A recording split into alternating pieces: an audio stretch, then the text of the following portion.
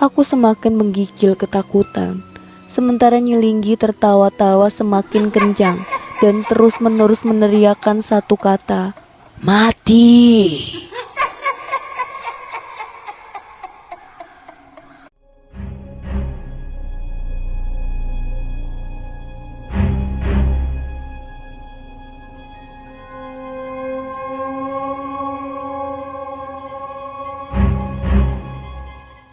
Kedua orang tua itu kudengar mengulang-ulang istighfar sambil tak henti memutar tasbih.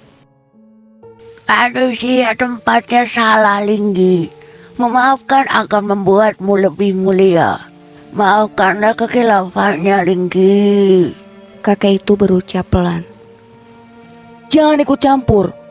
Bentak Nyilinggi lagi.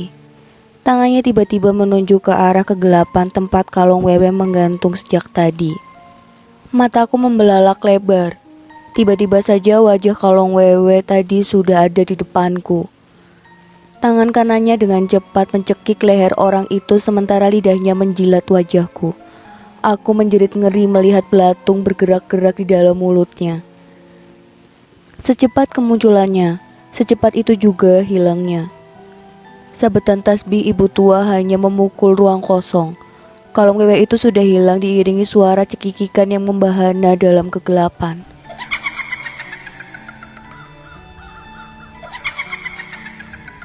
Orang itu terbatuk-batuk hebat sambil memegangi lehernya yang sekarang tampak menghitam.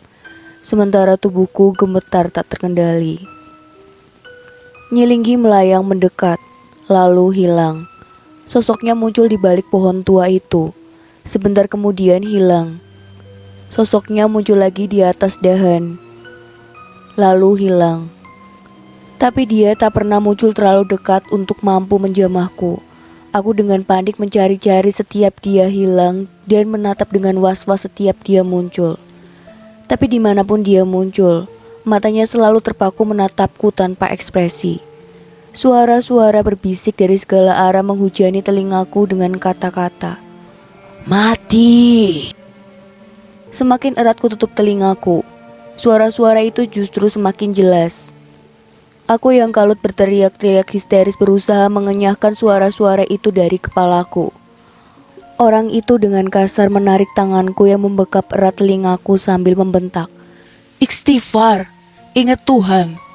Lu orang Islam bukan? Mataku membelalak menatap orang itu. Mulutku dengan refleks mengulang-ulang istighfar. Tapi suara-suara di kepalaku justru semakin keras. Aku memukul-mukul kepalaku dengan panik berharap suara itu segera lenyap. Orang itu kembali membentakku. Istighfar. Suaraku bergetar lirih. Astagfirullah. Astagfirullah. Lebih keras. Orang itu menampar pipiku dengan kencang sambil berteriak. Lebih keras. Astagfirullahalazim. Aku menjerit sejadi-jadinya sambil menangis. Dadaku turun naik. Nafasku tak beraturan. Orang itu dengan lembut menyentuh bahuku. Dia tersenyum. Tiada daya dan upaya kecuali dengan kekuatan Allah yang maha tinggi lagi maha agung. Air mataku mengalir deras tak mampu kubendung. Bibirku bergetar pelan.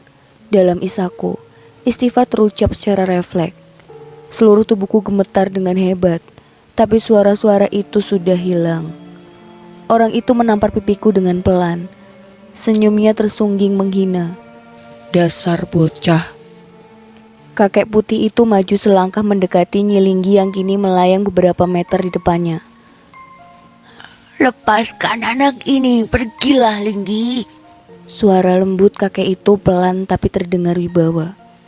Tangannya tak henti-hentinya memutar tasbih. Nyilinggi memiringkan kepalanya memandangi kakek itu dengan tajam, seakan tak mendengar. Dia tersenyum dan terus-menerus berkata datar, Mati. Aku kembali meremas telingaku ketika tiba-tiba terdengar suara lengkingan yang memekakan. Sosok menjijikan kalong wewe berdiri tak bergerak tepat di depan ibu tua. Tangannya yang penuh borok dan berkuku tajam bergantung di udara. Di depannya dengan mata terpejam, ibu tua tampak berkomat kamit tanpa suara.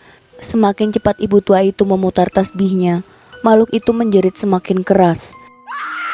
Ketika akhirnya ibu tua itu membuka mata, diiringi jeritan kesakitan, makhluk itu terbakar habis menjadi abu. Nyilinggi melihat kejadian itu dengan diam. Kemarahannya nampak di tangannya yang bergetar. Aura murkanya meledak dalam keheningan. Perlahan bibirnya yang selama itu tertutup kini pelan-pelan terbuka.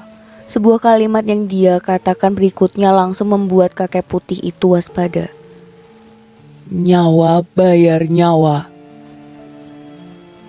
Kakek putih itu tampak mengatakan sesuatu kepada ibu tua. Dengan hikmat ibu tua itu mendengarkan, disusul dengan anggukan. Perlahan dia menoleh pada orang itu yang sedang memegangi lehernya yang menghitam. Tanpa mengatakan apapun, dia hanya mengangguk. Tapi tampaknya orang itu pun mengerti. Dia memapahku untuk berdiri. Rupanya kami diminta untuk segera turun dan meninggalkan kakek putih itu dengan Nyelinggi. Sebelum pergi, kulihat ibu tua itu mencium tangan si kakek. Dengan lembut kakek putih itu menepuk pundaknya. Disusul orang itu yang tidak hanya mencium tangannya tapi juga bersimpuh andai saja tidak ditahan oleh si kakek. Dan seperti juga kepada ibu tua, kakek ini pun menepuk pundak orang itu. Tinggal aku yang tidak tahu harus berbuat apa. Akhirnya aku pun mengikuti keduanya, mencium tangan kakek putih itu. Tangannya begitu lembut dan harum. Dengan hanya menciumnya membuatku merasa aman. Sambil membelai rambutku, ku dengar dia berbicara pelan. Kamu pulang. Jadikan ini sebagai pelajaran. Jaga tingkah laku dan tutur kata dimanapun kamu berada. Aku mengangguk pelan, mendengar kata pulang. Tanpa sadar air mataku mengalir. Dia menepuk-nepuk pundakku dan mempersilahkanku untuk pergi. Terlalu segan untuk menatap wajahnya. Dengan menunduk aku menjauh dan mengucapkan salam. Dengan tertatih aku mengikuti orang itu dan si ibu tua menuju jalur turun, meninggalkan kakek dan Nyilinggi. Tidak ada satupun yang berbicara di antara kami. Dalam gelapnya jalur cermai kami melangkah dengan diam. Aku meraba kantong celanaku. Benda pembawa petaka itu masih di sana, terbungkus kain putih. Kenapa harus kain putih? Aku bertanya dalam hati. Apa pembalut kotor itu jadi semacam benda gaib atau sejenisnya? Karena yang sekilas ku tahu, benda-benda mistis seperti keris, tombak, dan sejenisnya biasanya dibungkus dengan kain putih juga. Tapi apapun itu nanti, yang jelas aku gembira bisa berhasil membawanya turun. Benda ini kunci kesembuhan Mira. Dari belakang, aku mengamati punggung bongkok ibu tua itu. Ibu ini merawat Mira, juga naik untuk menjemputku di saat yang benar-benar kritis. Ternyata dunia belum kekurangan orang baik. Lalu orang itu, langkahnya yang biasanya lincah sekarang berjalan pelan mengikuti langkah ibu tua. Tanpa dia, aku jelas tidak mungkin selamat melewati malam ini. Di luar senyumnya yang menyebalkan dan kata-katanya yang ketus, dia orang yang baik. Penampilannya yang kumal khas pendaki gunung menyembunyikan ketaatannya beragama. Berkali-kali malam ini dia selalu mengingatkanku berdoa, istighfar dan mengingat Allah. Setelah ini selesai, aku janji akan membalas kebaikannya. Tapi lalu aku menyadari sesuatu yang janggal. Aku naik lagi untuk mengambil kotoran sial itu sebagai syarat kesembuhan Mira. Kenapa makhluk-makhluk itu malah menghalangiku? Bukankah seharusnya mereka justru senang? Kenapa mereka malah menerorku sepanjang perjalanan? Bukan hanya teror biasa. Mereka berniat mencelakakanku. 1000 pertanyaan tiba-tiba menyeruak di kepalaku. Malam ini benar-benar tidak akan pernah kulupakan sepanjang hidupku. Orang itu melirikku. Senyumnya tampak jahil. Kapok ya naik cermai, boy. Aku cuma bisa tersenyum ditanya begitu.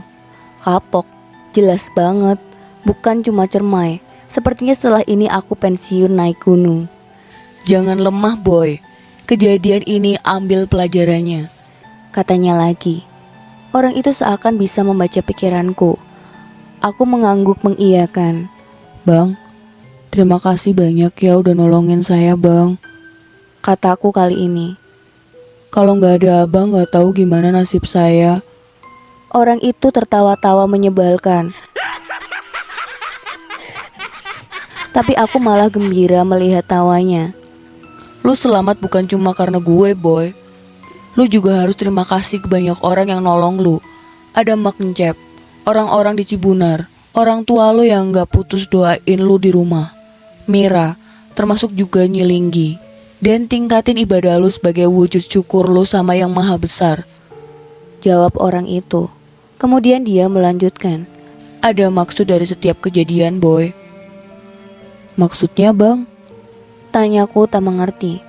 Jangan jadiin ini pelajaran pribadi lu. Ceritain ke temen lu, ceritain ke banyak orang. Kalian manusia gak hidup sendiri. Ada makhluk lain yang berbagi dunia dengan kalian. Berhentilah melakukan kerusakan di bumi. Iya bang, balasku singkat. Kata-katanya barusan terasa meresap di hatiku. Oh iya bang, kakek tadi itu siapa bang?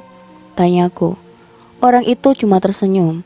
Tampaknya keingintahuanku tidak akan terjawab dengan mudah. Kalau wewe tadi gimana nasibnya bang? Tanyaku lagi. Mati, Jawabnya singkat. bang. Tadi waktu kita pamitan sama kakek kenapa Nyilinggi diem aja? Nggak nyerang atau ngapain gitu bang? Lagi-lagi aku bertanya. Bawel lu ya? Jawabnya ketus. Tapi dia tetap menjawab. Mengambil kesempatan di saat orang lengah bukan perbuatan terpuji boy. Emang lu pikir siapa Nyilinggi? Manusia? Aku mengamini jawabannya sekaligus merasa malu. Bahkan makhluk gaib pun punya tata krama dan sopan santun. Jalur yang kami lalui mulai terbuka agak lebar dan cenderung datar. Kabut tipis melayang di antara semak dan pepohonan. Aku agak merasa aneh melihat kabut dan kegelapan tanpa kemunculan hantu apapun. Apakah aku jadi terbiasa? Mungkin itulah mengapa orang itu terlihat biasa melihat penampakan segala setan di gunung ini. Tanpa terasa kami sudah sampai di Condong Amis. Tempat pertama kali aku bertemu orang itu. Ibu tua itu berjalan ke arah pondokan kosong. Mungkin dia ingin beristirahat sebentar. Kami mengikuti di belakangnya. Saat baru saja melepas lelah di pondokan ini, tiba-tiba leher dan pipiku bekas cekikan kalong wewe tadi kembali bertenyut-tenyut. Aku mengusap pelan leherku. Terasa perih, tapi rasa sakit itu semakin tak tertahankan. Orang itu membaringkanku di lantai pondokan. Di sampingku ibu tua itu memicit telapak tangan kananku sambil mulutnya berkomat-kamit. Kepalaku mendadak terasa sangat berat. Ku dengar orang itu berbicara padaku. Tak seperti biasanya. Suaranya terdengar lembut. Boy, sering-sering tengokin gue di sini ya. Kulihat orang itu melepas pin dari karirnya dan meletakkan di tangan kiriku. Aku hanya bisa menggenggamnya tanpa bisa melihat. Pandanganku mulai kabur. Hal terakhir yang kuingat adalah gema azan subuh.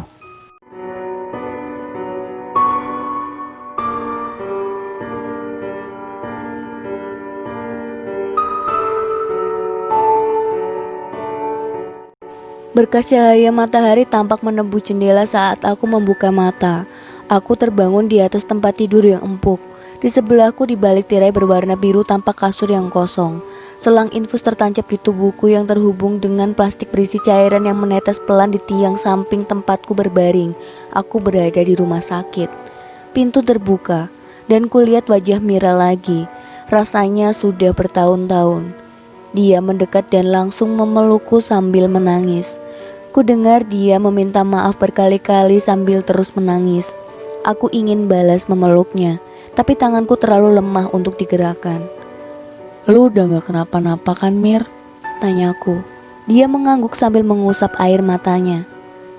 Maafin gue ya Dik, gara-gara gue lu jadi begini.